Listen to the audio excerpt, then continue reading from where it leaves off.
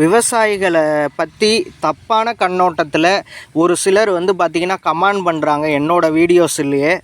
இப்போ பார்த்திங்கன்னா நான் சில காணொளிகளில் சொல்லியிருப்பேன், இன்னும் ஓரிரு தினங்களில் அறுவடை பண்ண போகிறோம், அதுக்கான தயார் நிலையில் இருக்கும் அப்படின்னு சொல்லிட்டு காணொளிகளை பகிர்ந்தேன்.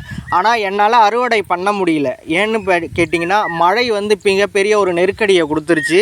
ஒரு தொடர்ச்சியாக 3 நாள் மழை பெஞ்சதுனால நம்ம காஞ்சி அறுவடை இயந்திரம் இறங்க தயார் நிலையில் இருந்த நம்ம நிலங்கள்லாம் இப்போ திருப்பி ஒரு அரடி தண்ணி ஏறி அறுவடை இன்னும் ஒரு வார காலம் தள்ளி போகிற ஒரு நிலைமைக்கு வந்துட்டோம்.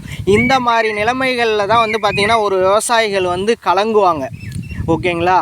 ஏன்னா விவசாயிகள் பார்த்திங்கன்னா 6 மாதம் ஊதியமே இல்லாமல் உழைக்கிறோம் நாங்கள். ஏன்னு கேட்டிங்கன்னா நடுறோம், அதை அறுவடை பண்ணி கொண்டுட்டு போய் நம்ம விற்று காசாக்குனா தான் நமக்கு காசு.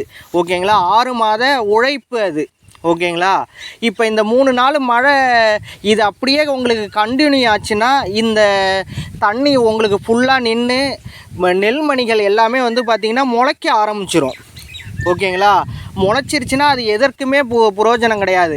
அவங்களோட காசுக்கும் கிடையாது, அவங்களோட உழைப்புக்கும் ஒன்றும் கிடையாது. இந்த மாதிரியான நேரங்களில் மட்டும்தான் விவசாயிகள் கணங்குவாங்க.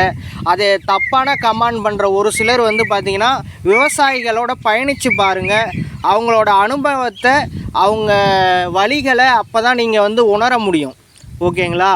இப்போ பார்த்திங்கன்னா நம்ம வயல்லாம் எப்படி தண்ணிக்குள்ளே கிடக்கு அப்படிங்கிறத இதை நீங்கள் பாருங்கள். இதெல்லாம் அறுவடை பண்ண வேண்டிய 2 நாட்களுக்கு முன்னாடியே அறுவடை பண்ண வேண்டிய நெல் வயல்கள்.